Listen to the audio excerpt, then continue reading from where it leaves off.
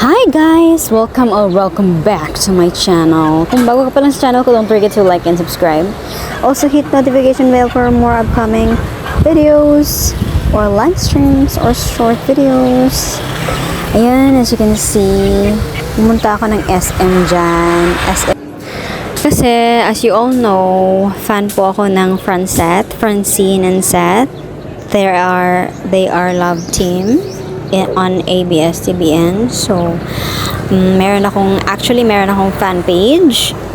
And then, na-invite ko tayo. Kaya, thank you so much for inviting me sa pa-free movie ng Franceth. Sana may next time. Sa susunod na movie naman ulit. Sana ma-invite tayo ulit, no? Yan nga pala, ayan, after ko manood ng movie, actually, nakarating ako dyan, 2 p.m. And then, natapos yung movie 4 siya kasi almost 2 hours yung movie. And then, sinulit ko na lang talaga yung gala ko dyan kasi minsan lang ako makagala, guys. Once a year. Charot. Natapos siya 4 p.m. So, ako naman, naglakad-lakad muna ako saglit. Nagtitingin-tingin. Window shopping, kumbaga. And then, pipick upin ako ng partner ko sa, mga 6 p.m. Yun nga, 6 p.m. nga. And then, ako, naglakad-lakad muna. Pero, naglakad-lakad ako sa SM. Parang, ang bilis ng oras. Kaya, hindi na lang ako medyo nagpakalayo-layo dun sa parking area. Para naman pagdating ng partner ko, hindi ako mabilis lang ako makapunta sa sa waiting area, ganun. Konti lang yung nagastos ko dyan, guys, kasi nagtitipid ako dyan. Alam niyo na, kapag ikaw ay magulang na, hindi sarili mo lang iniisip mo. At saka wala rin akong maraming dalang pera. Konti lang yung dala ko, which means na yan lang talaga yung gagastusin ko. Alam niyo na, kapag magdadala tayo ng malaking pera, baka naman kung ano-ano na lang bilihin ko, no? Kaya wag na. Dala na lang ako ng mga 500. I think 500 lang talaga yung dala ko. Kasi hinahatid naman ako ng partner ko. And then, tapos din naman ako nag-lunch. Nag-lunch naman ako. And then, snack na lang talaga. So, 500, malaki na lang yun. Hindi naman ako pumunta sa SM para kumain, para mag-shopping. Pumunta ako dun para sa movie ng Franceth. Kaya, okay na lang din yung 500 pesos na pocket money, 'di ba? Dapat hindi dapat waldas ng pera, no. Iisip din tayo, guys. Huwag tayong puro waldas ng pera. Kasi kahit ako, minsan na ako nagbawaldas ng pera. Hindi ako ganung tao na palawaldas ng pera. I mean, meron namang time na gumagastos ako kahit hindi naman siya need. Minsan ngayon sa shopping online app like Shopee, ganyan, Shein, ganyan. After ko mag-check out, minsan nagsisisi pa ako. Tama ba itong ginawa ko? Charot. Kaya nga, gusto ko na nga rin magtrabaho. Yung meron talagang, saktong kita. I mean, meron talagang stable na kita. Kasi itong trabaho ngayon, yung pag-i-edit ko, yung pag-upload ko, chuchu, ganyan. Hindi naman siya stable na kita eh. Gusto ko yung stable.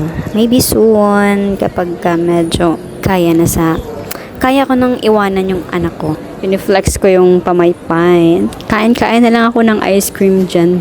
Hoy! Oh my God! Isipin nyo, yung ice cream na yan, 80 pesos. Ang liit! Diyos ko, buti bumili na lang ako ng ang kuripot ko talaga, as in, nung elementary ko, nasabihan pa ako ng teacher ko na ang kuripot mo, Sarah. Balang araw, yayamang ka kasi sa sobrang kuripot mo na yan. Sinabihan ako I was grade 3. Sinabihan ako ng teacher ko na kuripot daw ako. Kasi may tinda siya. Tapos, meron akong dalang snack. bakit naman ako bibili? Kasi meron na nga akong dalang snack. Kahit isa lang yun. Isa lang yung dala kong snack. Tapos, sabi ng teacher ko, bili ka neto, banana cake. Sabi ko, ayoko ma'am, kasi may snack ako. May snack na ako. Isa lang, kahit isa lang, hindi ka ang kuripot mo naman. Sabi na, ma'am talaga, alam mo naman, nagtitipid ako. Kasi meron akong gustong bilhin. Alam niyo dati, yung elementary ako. Kapag meron akong gustong bilhin, kunwari, mas more on ako sa mga damit dati nung bata pa ako, elementary. Nagtitipid ako ng pera. Yung pinangbaon na binigay sa akin, I mean, ano ba yung pinagsasabi ko? Yung baong ko na binigay ng papa ko sa akin is, kunwari may sobra. Isi-save ko yan siya kasi meron akong binabalak na bilhin. Kunwari, pants. Bibili ako ng pants. Titingnan ko yan kung magkano yung presyo. Tapos yun yung goal ko. Nakukuha ko naman siya, in fairness ha. Magaling ako mag-save ng money talaga. Proven and tested yan sa partner ko. Pero ngayon, galante ako sa mga anak ko. Sa sarili ko, hindi masyado. Kasi alam nyo naman, kapag may anak na, focus na lang tayo sa mga anak natin, lalo na hindi naman kalakihan yung sahod natin. Lang naman, minimum lang naman yung sahod natin. Kaya, wag na lang tayong mangarap ng gising, charot. Wag na lang tayong masyadong ambisyosan, no?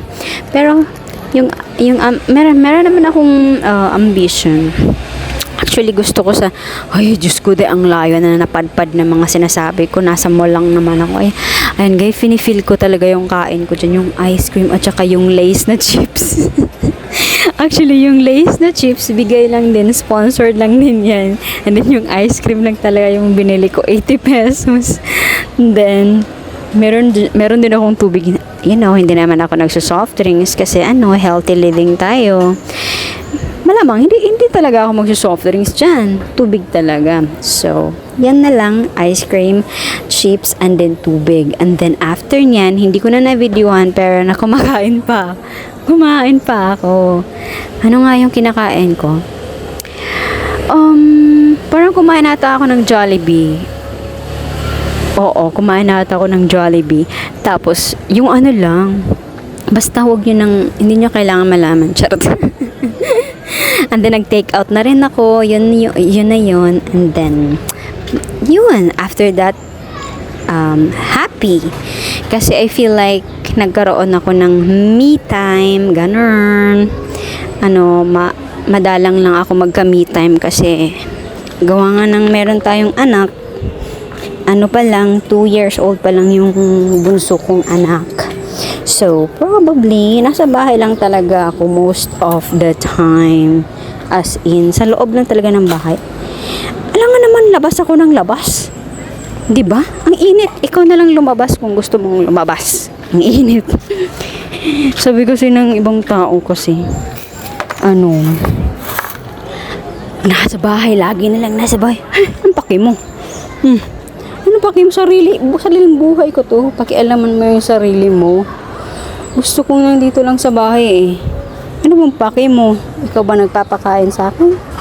Ikaw ba ang nagbibili ng sa akin? Pampaganda sa akin?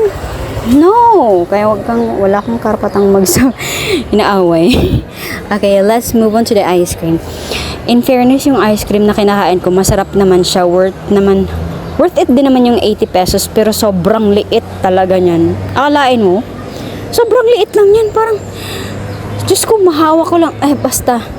Ang liit lang talaga for me. Ang liit ng ice cream, 80 pesos. Diyos ko po. Buti sana kung binili ko na lang yung iniisip ko. Diyos ko, buti sana kumain na lang ako or nag-take out na lang ako ng mix and match na Jollibee. 80 pesos. Diba 79 lang yung mix and match na Jollibee. Napaka ko talaga, Koripos. Ayan napa-thumbs up pa ako. Pero actually, masarap naman siya. Kahit 80, namahalan lang ako. Feel ko mahal eh.